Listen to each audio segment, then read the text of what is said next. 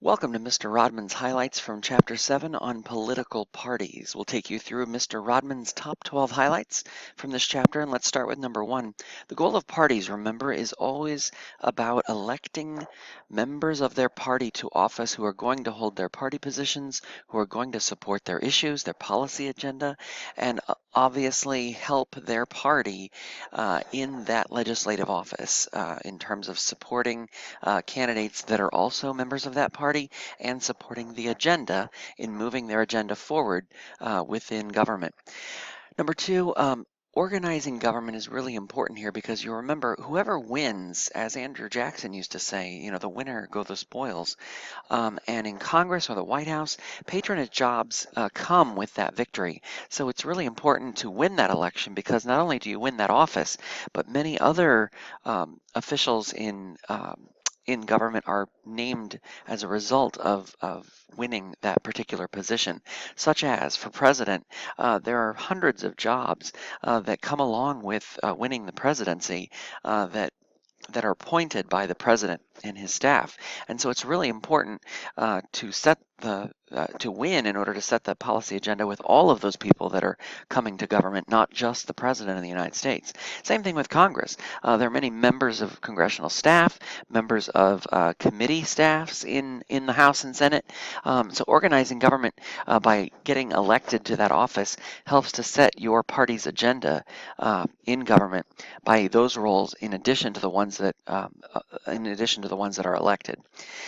Don't forget, linkage institutions are any type of organization that is linking the people to their government.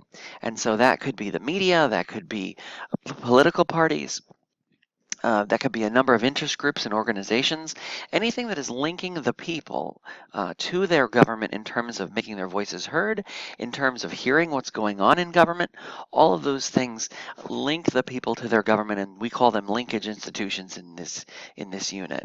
And the AP College Board also refers to them as linkage institutions. Number 4, political activity in terms of some of the reforms, and we won't go into a lot of detail here because Dr. Magleby did in the text, but don't forget the Pendleton Act created the civil service.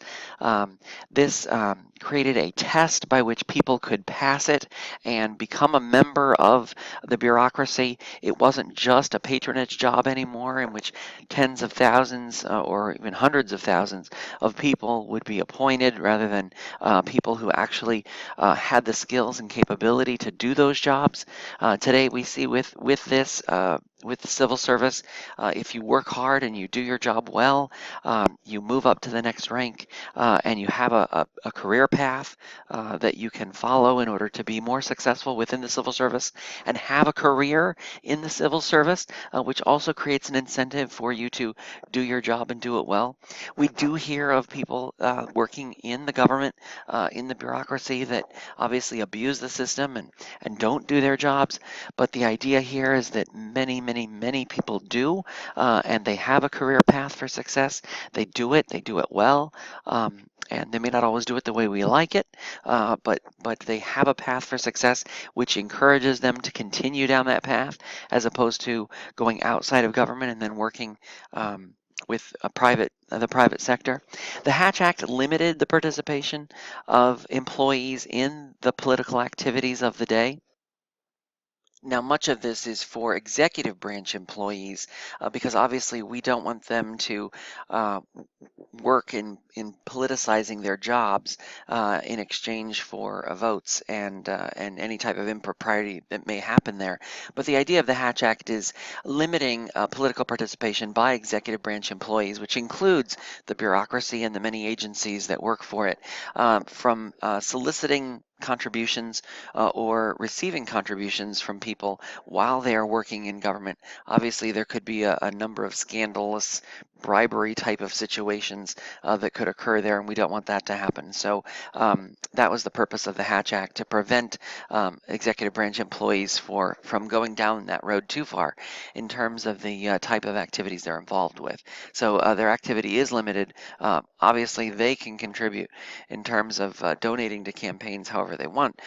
But in doing that publicly, from an electability point of view, while they're serving in the bureaucracy, would definitely be prohibited under the Hatch Act. Let's differentiate between caucuses, conventions, and direct primaries here for a second. A caucus in this term, from a linkage institution perspective, is a local meeting of party members. And when we're talking local, we're looking at a caucus. People get in a room. We think back to the days of the party bosses and the machines. Caucuses were held in smoke-filled rooms.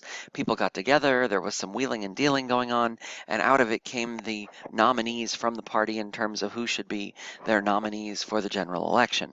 Today, fast forward, we've got more direct primaries that happen to give people a chance to go in, vote, and leave. They don't have hours to be able to sit around a caucus and make that happen like we see in Iowa today. People don't have that commitment of time anymore. Party conventions done at the state level and the national level, those were replacing caucuses in the 1830s, and those were designed to get people together to do a rah-rah speech and choose your nominees for the general election and party officials to take you through to the next convention. But the idea there was to get the crowd motivated and energize your party faithful to go out and get out the vote for those within their region, and that was largely successful. Today we see less and less time devoted to conventions or primaries, so people like to be able to go in, vote, and leave, and that's the critical piece here.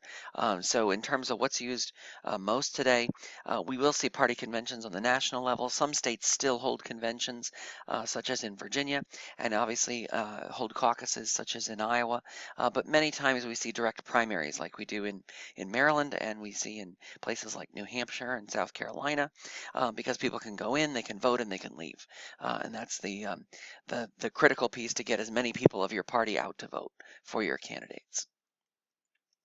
Moving on to number 6, differences between an open primary, a closed, and a blanket primary.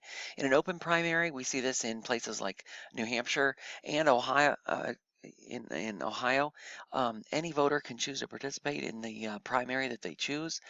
Republicans could go in and say, hey, I want a Democratic ballot, and vote for the candidates on that ballot, or vice versa. A Democrat could go in and choose a Republican ballot and vote for that candidate.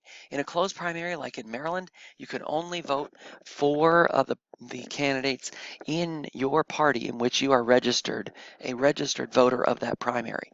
So in a closed primary, you cannot go in and select your ballot. It's only the one to which you are a registered voter of that party. In a blanket primary, this is where all of the voters, all of the candidates are on the ballot, and as a voter you go in and choose from any. So it's kind of like a general election ballot, only you're going in and voting for any candidates that you choose, and they're the ones that are selected to run in the general election. We see Alaska, 4 out of the 5 parties do this. This isn't common in most states. It's either open or closed, but these are the differences in those types of primaries that we see today. Why do we have a two-party system? This is a direct result of the single-member district, or first past the post system that we have in place. We do not have proportional representation, in which, hey, if a party wins 10% of their vote in the popular vote in the general election, they win 10% of the seats. That's not the case. In 48 of the 50 states, we have single-member districts, meaning that you elect a member from that district and they win the most votes. They win for that district. And single-member district is what we see in terms of the winner-take-all concept for the Electoral College, and we see that for all of the congressional districts, all 435 congressional districts, in terms of those single-member districts. If you win more than any other party for the general election, you win that legislative district in your state. The losing party gets nothing. The third party, fourth party gets nothing. And so that really creates a system in which one party wins, one party loses. The other parties are just along for the ride. Maybe they're raising issues and trying to make more awareness about the issues that are important to them, but for the most part, they are not going to win anything, and the two parties are going to win and lose and trade places, but the third parties will fade out over time because of the two-party system. In terms of winner take all, again, the party that finishes first wins everything, whether that's the most votes, whether that's a plurality or a majority, and the second party, third party, they get nothing. In plurality elections, again, you may not win a majority of the votes, but you're winning more than any other candidate. That would be a plurality. We talked about that back in Unit 1. And then minor parties are basically in it to raise awareness. They're trying to get their issues out to the voters and make issues known, hopefully so that one of the two major parties will pick up their issues. And we've seen that in many cases that we've talked about in class and you've read about in the Magleby text. So a single member winner-take-all plurality election is going to lead to two main parties. You're going to have one party that wins, another loses. They may trade places over time in those elections that follow, but for the most part, it's a two-party system, a single-member district system, and the winner-take-all means that there are two major parties, and the other parties are left to basically raise issues and raise awareness of their party agenda. In terms of the party structure, we've got the National Convention that is held basically that is running the show in terms of choosing their candidates. We see largely this is ceremonial now. Most of the nominees are known by the time they get to the convention, but this is also an opportunity to energize the base, energize those party voters and those get out the vote voters that are going to represent their party. They're going to pass the party platform. They're going to get energized at the convention, and they're going to go home. They're going to energize the people that are volunteering with them, and they're going to get out the vote on election day for your party. That's the importance of the convention. The National Committee is what's going to run the party in between conventions. The National Convention is basically setting the rules for the next 4 years. So that's really where, and Dr. Magleby says this in the text, that's where most of the agenda setting and the decision making of the party gets done is at the convention. But the National Committee is going to run the party in between. That's going to be headed by the national chairs, and the incumbent president is going to pick that party chair. As the unofficial head of the party, the president would be picking that party chair. And then the campaign committees are the ones that are going to raise money to get out the vote next time in the next election, whether that's a midterm election in the congressionals or whether that's the party the party presidential race that coming up in 4 years from now. So both of those, the NRSC, the DSCC, the National Republican Campaign Committee, and the Democratic Congressional Campaign Committee are all going to raise money, and to the tune of millions of dollars raise money to get out the vote and to support candidates in their upcoming elections or running for re-election. Remember, realignment is the idea that we've got a turning point in which people are shifting from one party to another. Usually it's from one major party to the other major party and back and forth again. And we see this across the board. We see this done with the White House. We see this with Congress in terms of the House and Senate changing. And maybe it's even other elections like gubernatorial elections on the state level. So a realignment will be a period in which the electorate is shifting from one major party to the other major party, and it's really changing the agenda in terms of what's going on in Washington and what's going on in government. De-alignment is where the parties are basically being rejected by the voters, and they're rejecting both and going to more in the middle. That goes back to Downs' theory of rational choice, that rise of the independents and the moderates in the middle in terms of the party preferences just aren't there, and people are shifting away from the parties and towards the middle because that's where they may swing to the left or swing to the right, but the idea there is that they're rejecting the ideology and party agenda of the major political parties in order to carry out government in the future. In terms of parties and money, remember soft money is largely banned under the Bipartisan Campaign Reform Act of 2002, but it has shifted like water takes the path of least resistance. Soft money now goes to 527 groups, 501c4s, the SuperPACS is where the soft money is being raised in large amounts, unlimited amounts. So the parties aren't getting that money anymore for party building activities. We see the 527 loophole created issue ads, and we saw the ad in class about the Swift Boat Veterans for Truth. If you didn't see that ad, search for it on YouTube. The Swift Boat Veterans for Truth was an ad that basically was not supporting President Bush. It didn't say vote for President Bush anywhere in there, but it did attack the credibility of John Kerry, the candidate running against President Bush for re-election in 2004, was running against him and attacking his credibility in terms of his service in Vietnam and what he did when he came home from Vietnam. And that was a huge issue, had millions of dollars raised. We kind of talked about that as dark money, money that we don't know where it came from, we don't know in what amounts, and we don't know how it was planned to be spent, but we definitely saw it in issue ads, and that ad was definitely one that would be classified as that soft money loophole we talk about here.